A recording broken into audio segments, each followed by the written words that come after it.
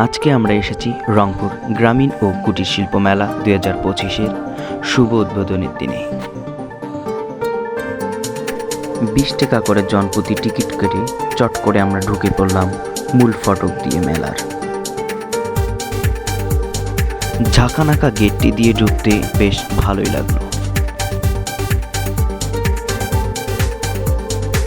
মূল ফটক পেরিয়ে অনেকগুলো দোকান বসেছে, নানা রকমের দোকান। অনেক বড় পরিসরের মেলা, দেখতে খুব ভালোই লাগছে।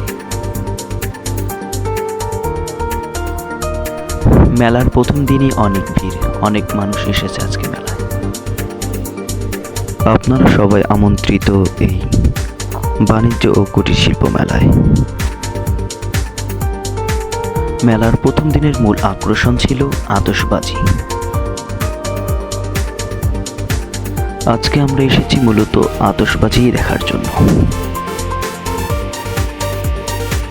আর বলে রাখি, এই মেলার এবার বিশেষ আকর্ষণ বাংলাদেশের ঐতিহ্যবাহী সার্কাস এবং সেই সাথে আছে যাত্রাপালা। আপনাদেরও আমন্ত্রণ রইল 1 মাসব্যাপী রংপুরের গ্রামীণ ও কুটির শিল্প মেলায়। আমার সাথে আসা আমার ভাগিনীগুলো বেশ মজাই করছে মেলায়। মেলার প্রথম দিনেই চোখে পড়ল কপোত কপোতীদের আগমন। প্রথম দিনে দোকানগুলোতে ক্রেতা বেশ ভালোই ভিড় করছে। মেলার প্রথম দিনই চোখে পড়ল কন্টেন্ট ক্রিয়েটারদের আনাগোনা। তারা প্রথম দিনেই ধরে ফেলছে এক কচি ছেলেকে। আতশবাজি দেখার জন্য মেলার এক জায়গায় আমরা অপেক্ষা করলাম। নানা ছবি তুললাম। আমার ভাগিনাগুলো দোলনায় দোল খাইল। তারা থাকতে চাচ্ছিল না। আর শীতের দিন ছোট বাচ্চাকে নিয়ে বাইরে থাকা খুব কষ্টকর, সর্দি কাশি। আমি একটু সেলফি ক্যামেরার ভিডিও চালু করে একটু নিজেকে কন্টেন্ট ক্রিয়েটার হিসেবে ভাব নিতে লাগলাম। বেশ ভালোই লাগতেছিল। তার মধ্যে এক কন্টেন্ট ক্রিয়েটার ভিডিও করার জন্য আমার সামনে দিয়ে আসছিল। তো আমি আতশবাজি শুরু হয়ে গেছে, দেখেন কি চমৎকার, অনেক সুন্দর, ভালো লাগছিল দেখে। আতশবাজি এর আগে কখনো আমি দেখিনি, তো খুব ভালো লাগছিল। আর দেখতে দেখতে খুব ভয় লাগছিল, যেন মনে হচ্ছিল যে আসমান থেকে তারাগুলো যেন খুলে আসতেছে। ভয় লাগতেছিল, কিন্তু খুব ভালো লাগছে।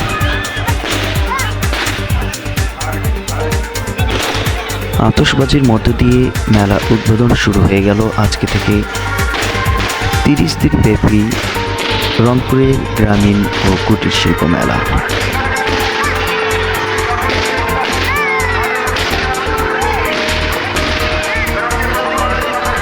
পুরো আকাশ আলোয় আলোকিত এবং ধোঁয়ায় আচ্ছন্ন করে রাখছে।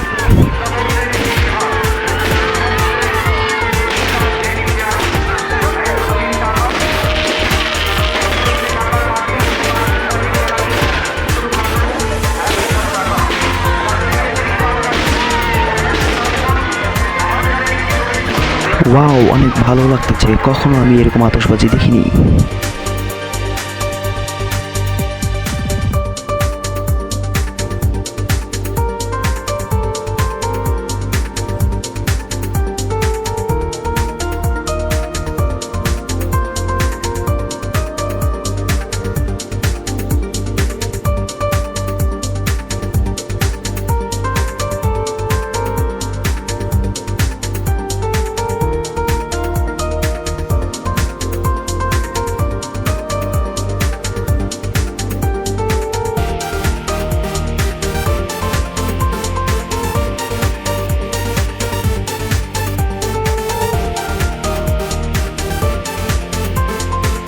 ললিতে আর যাব না বেগুন তুলিতে।